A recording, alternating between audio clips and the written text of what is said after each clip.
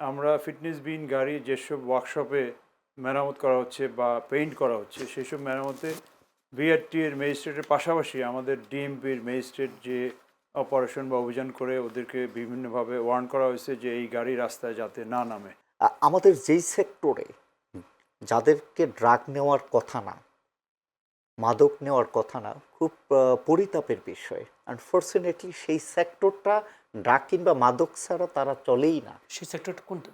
যানবাহন sector, transport. দুই city corporation সহ সংশ্লিষ্ট যারা ঢাকা শহরের রাস্তাঘাট মডিফিকেশনের জন্য কাজ করছে তাদের সাথে সমন্বয় করে আমরা বিভিন্ন দেখবেন যে আমাদের প্রায় 70+ পয়েন্টে রাস্তায় মডিফিকেশন করে, অর্থাৎ রাইট টার্ন না করে একটু লেফট টার্নে যে ইউটার্ন করে এসে সিগন্যালের সংখ্যা কমিয়ে আমরা যানজট কমিয়েছি এবং ঢাকা শহরের অ্যাভারেজ স্পিড এখন বলা যায় যে 10 কিলোমিটার উপরে। আপনি যদি বলি সড়ক দুর্ঘটনার কথা, একটা তথ্য আপনাকে দেই।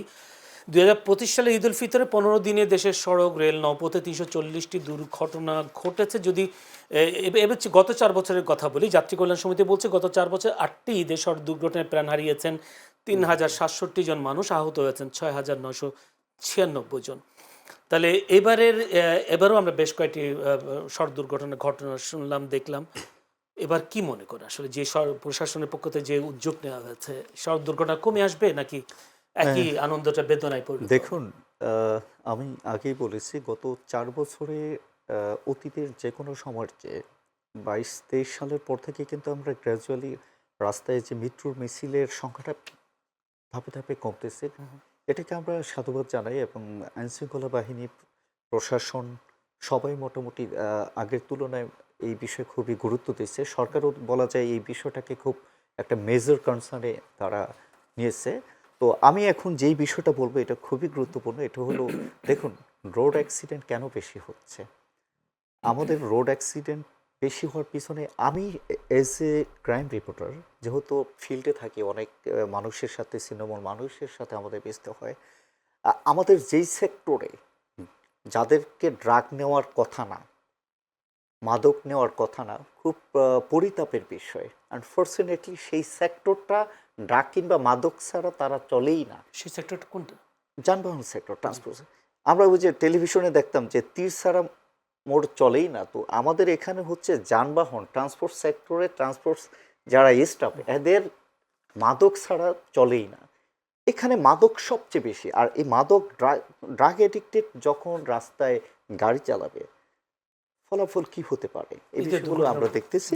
আমি একটু ভাইয়ের সাথে অ্যাড করতে চাই। ভাই যেটা বললেন যে আসলে শহরে ঢাকা শহরে তুলনামূলক ফাটাল বা বড় ম্যাসিভ অ্যাক্সিডেন্ট, রোড অ্যাক্সিডেন্ট কম হয়, এটা সড়ক স্বাভাবিক। মহাসড়কগুলোতে এগুলোতে এখন মেন বিষয় হলো যে ডিস্ট্রিক্ট লেভেলে হাইওয়েগুলোতে যে অ্যাক্সিডেন্টগুলো হয়, আপনি যেটা বললেন যে সড়কের যেই পথগুলো ইয়েরা দখল করে ফুড হকাররা, এখানে আমি ভাইয়ের সাথে একটা করতে চাই। এখানে পুলিশের পাশে আমাদের দাঁড়াতে হবে। কারণ এই হকারদেরকে বিভিন্ন সময় প্রশাসন থেকে বারংবার তাদেরকে সময় দেওয়া হয়, বলা হয় যে তুমি আর বসবা না, কিন্তু যখনই দেখা যায় একটা কাজ রিপিটেডলি আবারও করছে এরপরে হয়তো তারপর ভাই খুবই এই হলো বিষয়টা। তো আমি আপনার কাছে আবার আসবো, যেহেতু আজকে ডিএমপি কমিশনারকে পেয়েছি একটু। জনাব ডিএমপি কমিশনার, আপনার কি মনে হয় যে ফিটনেসবিহীন, আমরা দেখেছি ঈদের সময় ফিটনেসবিহীন গাড়িগুলো রং ছং লাগিয়ে একেবারে রাস্তায় বের হয়, এই ফিটনেসবিহীন গাড়িগুলোর ব্যাপারে, ড্রাইভারের লাইসেন্সের ব্যাপারে আপনারা এই যে বিশেষ করে যে দুর্ঘটনাগুলো ঘটে সেখানে দেখা যায় ফিটনেসবিহীন গাড়ি বা ড্রাইভারের লাইসেন্স নেই, এই সব বিষয়গুলো কি আপনারা নিশ্চিত করতে পেরেছেন কিনা যে আসলে ফিটনেসবিহীন গাড়ি রাস্তা নামানো যাবে না? এই বিষয়ে আমরা গত কয়েক সপ্তাহ যাবৎ কাজ করছি।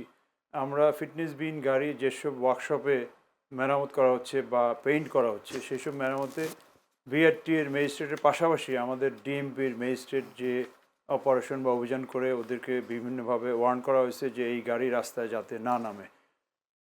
এর বাইরে আমরা গত কয়েকদিন 4টা বাস টার্মিনালে সমন্বয় সভা বা মোটিভেশন সভা করেছি মালিক শ্রমিকদের সাথে, যে ফিটনেসবিহীন গাড়ি বা লক্ষ্যচক্কর গাড়ি রাস্তায় না নামাতে।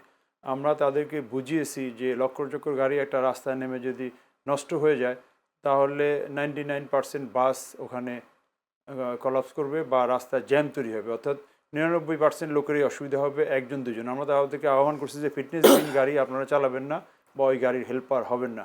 তো আমরা এটাও কি লক্ষ্য পরিমাণ ফিটনেসবিহীন গাড়ি আপনারা আটক করতে পেরেছেন কিনা? ফিটনেসবিহীন গাড়ি নর্মালি যেগুলো ইন্টার ডিস্ট্রিক্ট আন্তজেলা বাস, যেগুলো ঈদের সময় নামানোর প্ল্যান ছিল, ওগুলো আমাদের ওয়ার্ন করার ফলে ওয়ার্কশপে তেমন একটা বের হচ্ছে বের না। হচ্ছে। আমার কাছে বের আপনার হলে সময়- আপনারা দেখতে পাবেন যে জি, হয়তো আমার কাছে হাইওয়েতে নষ্ট সময় হয়ে নেই। যাচ্ছে। ডিএমপি কমিশনার, একটা প্রশ্ন করে দেই। বেশি উদ্বেগজনক যে এখন বিষয়গুলো হচ্ছে সেটা হচ্ছে এআই ভিডিও তৈরি করে বিভিন্ন ধরনের মানুষ গুজব ছড়ানো হচ্ছে, বা যদি বলি বিভিন্ন দুর্ঘটনা দেখানো হচ্ছে, বা কারো বিষয় নিয়ে কি বলে ব্যক্তিগত। আপত্তিকর ভিডিও ছড়ানো হচ্ছে। আমরা জানতাম পুলিশের একটি সাইবার সেল আছে। এই সাইবার সেলের মাধ্যমে যে এআই ভিডিও, গুজব ছড়ানো, এই বিষয়গুলো প্রতিরোধ করবার জন্য আপনারা কতটুকু এখন সামনের দিকে আগাচ্ছেন, বা কতটুকু আপনারা যৌক্তিক, মানে কতটুকু সক্ষম আপনারা? আমরা সক্ষমতার কি বলে দ্বার প্রান্তে বলা যায়। আমাদের পুলিশের বিভিন্ন ইউনিট, বিশেষ করে সিআইডি সহ অন্যান্য ইউনিট, এমনকি ডিএমপিও কাজ করছে। এআই ভিডিও এগুলো ফেক নাকি এগুলা এগুলো ইনভেস্টিগেশনও করা হচ্ছে, আইনের আওতায় আনা হচ্ছে। পাশাপাশি আমরা জনগণকে আহ্বান করব বা অনুরোধ করব যে যে কোনো ভিডিও বা এই বিষয়গুলো এআই কিনা বা ফেক কিনা, অথেন্টিক কিনা, সেটা আমাদের কর্তৃপক্ষের বক্তব্য বা যাচাই করে নিয়ে তারপর রিয়েক্ট করা। যারা ছড়াচ্ছে তাদের বিরুদ্ধে কি আইনি ব্যবস্থা নিচ্ছে? তাদের বিরুদ্ধে নর্মালি যে আইন আছে, আমাদের ডিজিটাল সিকিউরিটি অ্যাক্ট সহ অন্যান্য যেসব ব্যবস্থা আছে, ওইসব ব্যবস্থা নেওয়া প্রক্রিয়াধীন। তো সেক্ষেত্রে আপনাদের কোনো তথ্য আছে কিনা যে এআই ভিডিও, ফেক ভিডিও ছাড়ার কারণে আমরা এতজনকে গ্রেপ্তার করেছি? এটা এই মুহূর্তে বলতে পারবো না, তবে আমাদের এই প্রক্রিয়া আছে। আমাদের এটা তো শুধু আমরা একটা সংস্থা করি না, আমাদের পুলিশের অনেকগুলা ইউনিট সেটি।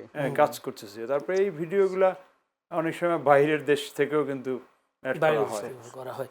সেক্ষেত্রে আরেকটি প্রশ্ন, সেটি হচ্ছে ঢাকা শহর তো যানজটের নগরী। এটা তো সবাই জানে। ঘর থেকে বেরোলে আমি একটি জায়গা থেকে একটা জায়গায় যাব, সেই গন্তব্যের কাজ শেষে সেরে এসে আমি আবার বাসায় ঠিক টাইমে বা অফিসে ঠিক টাইমে পৌঁছাতে পারবো, সেটা নিয়ে সন্দেহ থাকে, সেই সন্দেহ নিয়ে বের হয়। এই ঢাকা শহরের যানজট নিরসনে আসলে আপনারা কি সমাধানের দিকে যাচ্ছেন? এটার ভালো প্রশ্ন করছেন। এই যানজট নিরসনে আমরা গত কয়েক মাস যাবৎ বলা যায় যে টোটাল প্ল্যান নিয়ে আগাচ্ছি, এবং আমরাও আমাদের কর্তৃপক্ষ বা আমাদের বিভিন্ন সংশ্লিষ্ট ডিপার্টমেন্ট, তাদের সাথেও কোঅর্ডিনেশন করে কাজ করছি। তার একটা উদাহরণ দিতে পারি। যেমন বলা হয় যে 2006 সালে ঢাকা শহরের যানবাহনের অ্যাভারেজ স্পিড ছিল 21 কিলোমিটার, যেটা কমে কমে 2024 সালে হয়েছিল 5 কিলোমিটার নিচে।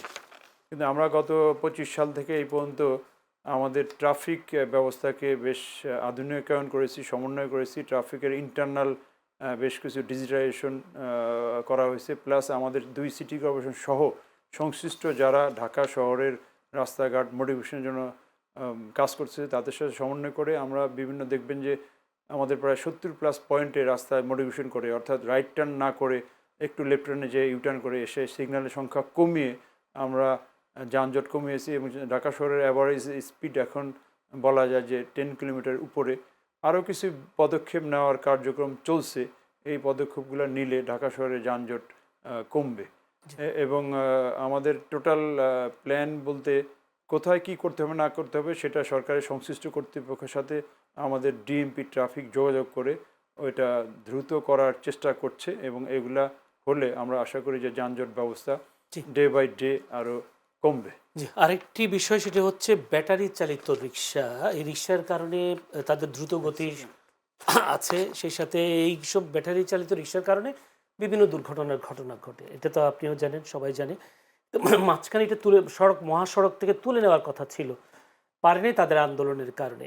যেহেতু বিগত সময়টা, বিগত 1.5 বছর ছিল অন্তর্বর্তী সরকার, তারা হয়তো তাদের আন্দোলনের কাছে পরাভূত হয়েছে।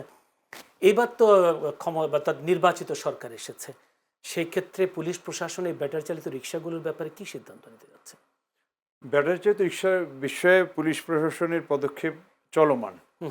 এর মধ্যে আপনাকে ক্লিয়ারলি বলি যে ঢাকায় যে VIP road, important road, plus যেসব রোডে বাস চলে সেখানে ব্যাটারি চালিত রিক্সা যাতে না আসে, আমাদের বেশ কিছু পদক্ষেপ চলমান। আমরা যদি এই ভিআইপি রোড সহ ইম্পর্টেন্ট রোডে ব্যাটারি চালিত রিক্সা অ্যাক্সেস প্রতিহত না করতাম, তাহলে ঢাকা শহর কলাপস হয়ে যেত। এখন বিভিন্ন কারণে 5% হয়তো মেইন রোডে আসে। 5%-এর নেগলিজিবল সংখ্যা ওইটা ট্রাফিক জ্যামকে বা অ্যাক্সিডেন্টকে খুব বেশি বৃদ্ধি করে না। সেক্ষেত্রে আমার কাছে তারা সময় একদম অলিতে কম। গলিতে চলে, হ্যাঁ, কিন্তু আমরা মেইন রোডগুলো ঠেকা রাখছি বলে জি। ঢাকা শহর যে যারা ঠিক ডিএমপি আছে এবং এটা কমিশনার, আমার অব্যাহত কাছে থাকবে। একটা একটা প্রশ্ন, সেটা হচ্ছে ছোট করে যদি উত্তর দেন। আমরা দেখলাম চট্টগ্রাম থেকে চট্টগ্রামের সড়ক মহাসড়কে ব্যাটারি চালিত রিক্সা উঠতে দেয় না, চালাতেও দেওয়া হয় না, সাথে সাথে সেগুলো সিজ করে নিয়ে যাওয়া হয়। কিন্তু চট্টগ্রাম থেকে ঢাকাকে একটু পিছিয়ে পড়ে গেল কেন? না, পিছিয়ে পড়েনি। কারণ হলো যে চট্টগ্রামের অ্যাসপেক্ট ঢাকার অ্যাসপেক্ট আরেক রকম, অন্যরকম। এখানে অনেকগুলো বিষয় আছে।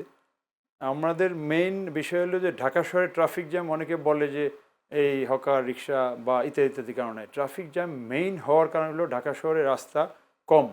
আর সেকেন্ড কারণ হলো যে বিশ্বে, আমিও 6 বছর ইউএন মিশন সহ জাতিসংঘেও চাকরি করেছি, অতএব সব ওয়ার্ল্ডই দেখার সুযোগ হয়েছে। বিশ্বের কোথাও কিন্তু একটা রাস্তায় 4টা সিগন্যাল নেই, চারদিক থেকে 4টা সিগন্যাল নেই। সিগন্যালগুলো মিনিমাইজ করে ওভারপাস, রাইট ওভারপাস, আন্ডারপাস, যে কোনোভাবেই মিনিমাইজ করে 2টা ম্যাক্সিমাম 3টা সিগন্যাল। 4টা সিগন্যাল থাকলে আপনার 2 মিনিট করে ওয়েট করলে অন্যকে কিন্তু 6 মিনিট ওয়েট করতে হয়। একবার যদি আপনি সিগন্যাল মিস করেন, বাকি 3টা সিগন্যাল পার হয়ে আসতে 6 মিনিট, তার মানে 6 মিনিট যদি ওয়েট করা হয় তার মানে বিশাল জ্যাম লেগে যায়। তো ঢাকা শহরের মেইনলি হলো যে ক্রসিংগুলোকে সিগন্যালের সংখ্যা কমাতে হবে, যেটা আমরা ডিএমপি ট্রাফিক, যেখানে 4 সিগন্যাল ছিল সেখানে 3 সিগন্যাল, বিজয় সরণি 4টা ছিল 3টা করে দিয়েছে, ওখানে কিন্তু জ্যাম অনেকটা ইজি হয়ে গেছে। এরকম 70টা পয়েন্টে আমরা মডিফিকেশন করেছি। তো সিগন্যালগুলো কমালে ওভারপাস, আন্ডারপাস, রাইট ওভারপাস বা বিভিন্ন রকম ছোটোখাটো বিষয়গুলো যদি আমরা ত্বরান্বিত করতে পারি, রোডের মোটিভেশন, তাহলে ট্রাফিক ব্যবস্থা উন্নত হবে। যে অসংখ্য ধন্যবাদ ডিএমপি কমিশনার মোহাম্মদ সারোয়ার, সেই সাথে অসংখ্য ধন্যবাদ সৈয়দ শিমুল পারভেজ, সাংবাদিক ও রাজনৈতিক বিশ্লেষক, দুজনকে অসংখ্য ধন্যবাদ আজকের এই প্রাণবন্ত আলোচনায় মূল্যবান সময় দেওয়ার জন্য। দর্শক, যে কথা বলছিলাম, আসলে ঈদ যাত্রা শুরু হয়েছে, যদিও আজকে থেকে টানা 7 দিন ছুটি, এর আগেও মানুষ যাত্রা শুরু করেছে। এর মধ্যে কয়েকটি দুর্ঘটনা ঘটেছে, যদিও সে তাদের আত্মার মাগফিরাত কামনা করা ছাড়া আসলে আমাদের কিছু নেই। যদিও আজকে ডিএমপি কমিশনার বলছেন সড়ক দুর্ঘটনা কমিয়ে আনবার জন্য তাদের বিভিন্ন পরিকল্পনার কথা তিনি তুলে ধরবার চেষ্টা করছেন। আগামী যে দিনগুলো আছে সেই দিনগুলোতে একটি প্রাণও যেন না ঝরে, সেই আশাবাদ ব্যক্ত করে, এবং এই ঈদের খুশি ধনী দরিদ্র গরিব দুঃখী সবার মাঝে যেন ছড়িয়ে পড়ে, যেন বেদনার না হয়, সেই প্রত্যাশায় আজকের মতো এখানে শেষ করতে চাই। চ্যানেল সংলাপ অনুষ্ঠান, ভালো থাকবেন সবাই।